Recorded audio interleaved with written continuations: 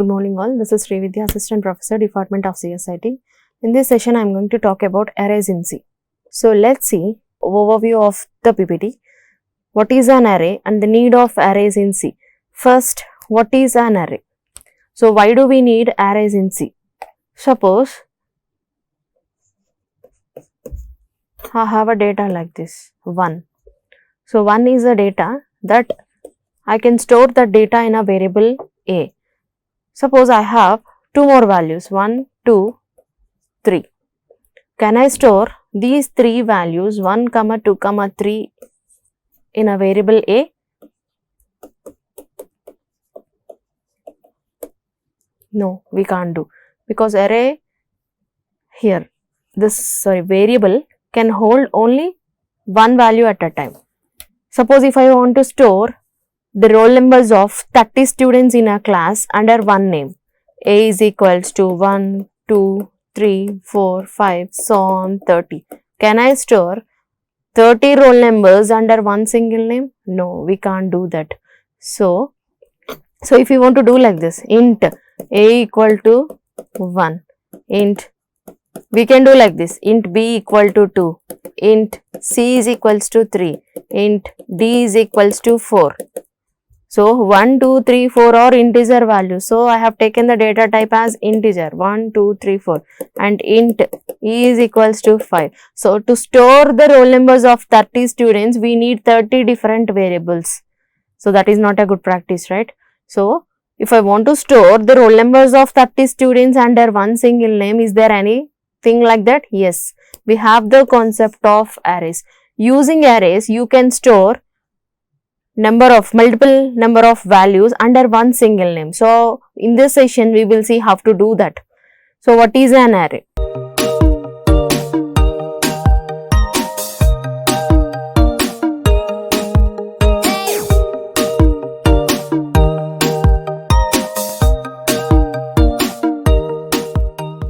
An array represents a group of related data. An array has two distinct characters. Array is ordered. Data is grouped sequentially. Element 0, 1, so on, n minus 1.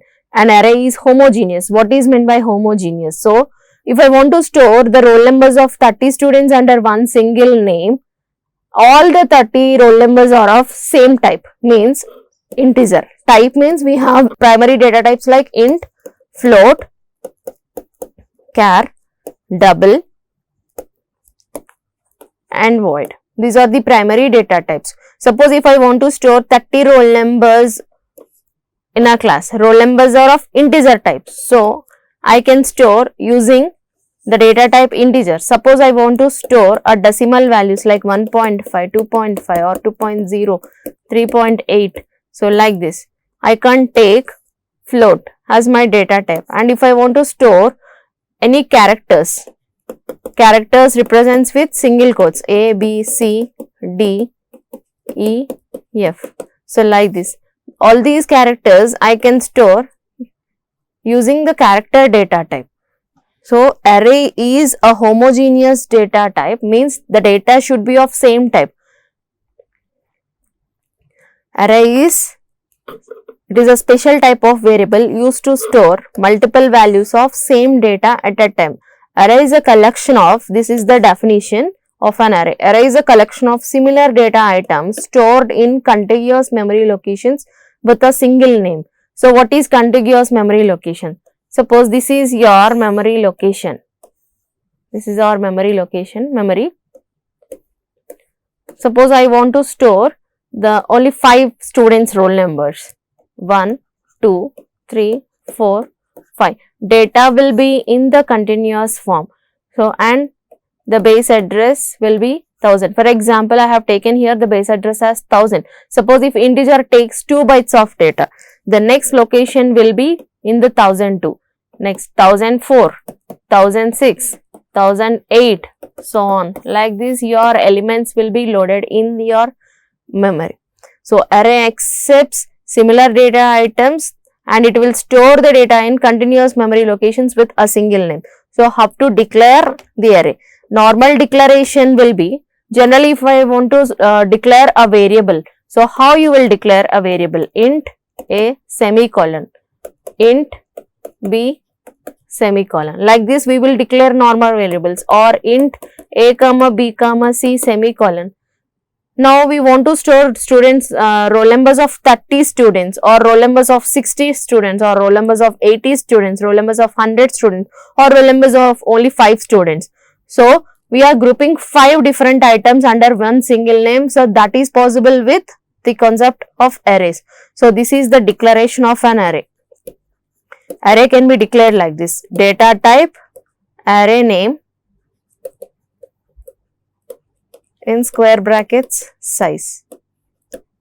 So this is called the subscript, single subscript. So first, in arrays it is divided into, we have one dimensional array and two dimensional array. So the single subscript represents one dimensional array. So the syntax of declaration of an array: data type, array name and size. So this data type represents what type of data you are storing in your memory, or what type of data you want to store and access later. And array name, under which name you want to store all the variables, or what are the data you are storing there. So one specific name must be assigned. And size of the array, this represents the size of the array. So how many elements you are storing in an array, how many elements or data items you are storing in an array. So an array is, we have seen the definition here, an array is a special type of variable, or it's a collection of data items stored in a continuous memory locations under one single name. So under one single name you can store different data items. So this is the syntax. And example, int, so I am taking here the data type as integer, array name a, size 5. So now means I am telling the compiler, I want to store 5 data values under the name a, which is of type integer. So now array accepts only, we can store 5 different values in an array, like 10, 5, 3, 2, 1. 5 different values. And how to access these array, elements in the array. So in the above memory locations, all the 3 locations have a common name a. So accessing individual memory location is not possible directly. Hence, compiler not only allocates the memory but also assigns a numerical reference value to every individual memory location in an array. What is the numerical reference? Suppose if I want to retrieve this value, the previous example, I have taken 5 integer values, 10, 5, 3, 2, 1. Suppose I want to retrieve the third here. This value I want to print on my screen. So how to retrieve? So it is a group of 5 elements here. The data, it contains 5 elements. So I want to retrieve these value. And always we have the index positions like 0, 1, 2, 3 and 4. Array index position starts from 0 to n minus 1. It is represented with 0 to n minus 1. Means a of 0 is equals to 10. A of 1 is equals to 5. So index position starts from 0 to n minus 1. This is a of 0. The name of this array is a. We have taken in the previous example int a of 5. So 5 elements we are storing here under one single name, that is a. This is array name. This is array name. And if I want, the first position is represented with a of 0, that is index position. A of 0 is equals to 10, a of 1 is equals to 3, a of 2 is equals to 5, a of 3 is equals to 2 and a of 4 is equals to 1. So total 5 number of elements, and index position starts with 0 and ends with n minus 1 elements. So that is what the representation is given. Array name is represented as a and index positions are 0, 1, 2 index positions and the individual elements a of 0, a of 1 and a of 2. So now this is what? Number of elements here are 3 elements. So means how we can represent it as int a of 3. So total the size of the array is 3. Total 3 elements can be stored here. So as I said earlier, arrays can be classified based on how the data items will be arranged, and it is classified as single dimensional array and 2 dimensional arrays and multi-dimensional arrays. So what is a single dimensional array? In the C programming language, single dimensional arrays are used to store list of values of same data type. In other words, single dimensional arrays are used to store a row values. So it is in the row form, only row. In single dimensional array, data is stored in linear form, means continuous here in an order 1, 2, 3, 4 and 5. Linear arrays are simply called as one dimensional array. This is 1D array. This representation is called one dimensional array. One dimensional array is a linear set consisting of related and similar data items. In memory, all the data items are stored in continuous memory locations. All the data items are stored in continuous memory locations. Suppose consider this is your memory fragment. It is a long tape of memory. Suppose the declaration we have taken int a of 5. So, as I told you this, the first element, 0th position and elements. So, it will store all the elements in the memory in continuous form like 1, 2, 3, 4, 5. It will allocate the data in continuous locations and it has a base address. Suppose consider the base address as 1000 and we have taken the data type as integer. If integer takes 2 bytes, the next position will be 1002. Suppose if integer takes 4 bytes, the next location will be in 1004, 1004, 1008, 1012, like that the data will be loaded in the memory in continuous form. Next, single dimensional array syntax, data type, array name, size, exactly what I have written earlier. Int, roll numbers, see the example here we are storing the roll numbers of 60 students. Int, data type is represented as int and roll numbers of 60 students, obviously 60 students roll numbers means all are integer values only. So, we have taken the data type as int. The above declaration of single dimensional array reserves 60 continuous memory locations of 2 bytes each with the name roll number. So, the array name here it is. This is array name. Roll numbers is an array name and tells the compiler to allow only integer values into these memory locations. Means we are telling the compiler to store only the integer values of 60 roll numbers. Whatever the data roll numbers we have entered, 60 values will be loaded in the memory. So, this is the example of reading and printing 1D array. Before seeing the example, so how to initialize? We have seen the declaration of an array. How to initialize the array values? We have initialization, we have two types, compile time and runtime. Compile time initialization and runtime initialization. So, what is compile time? Suppose I have declared here int a of 5 is equals to, so I want to store 5 values 1, 2, 30, 4, 6.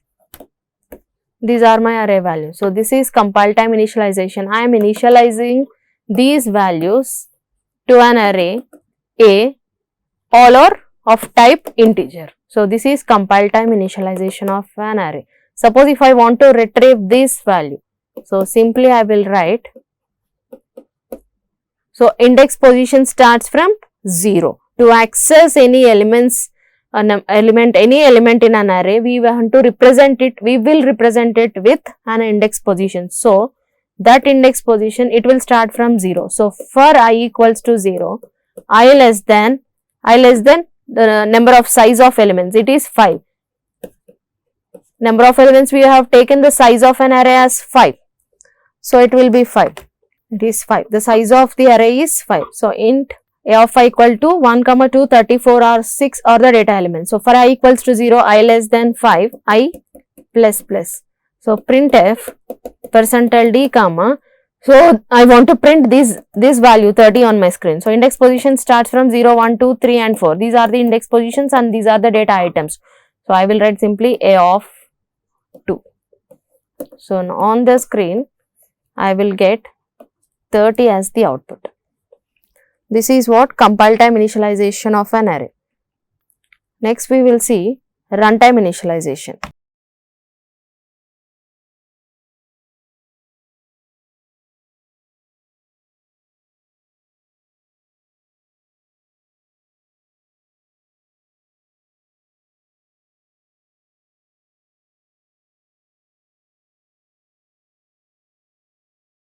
So what is runtime initialization? Obviously we will use scanf function to enter the values into the memory location.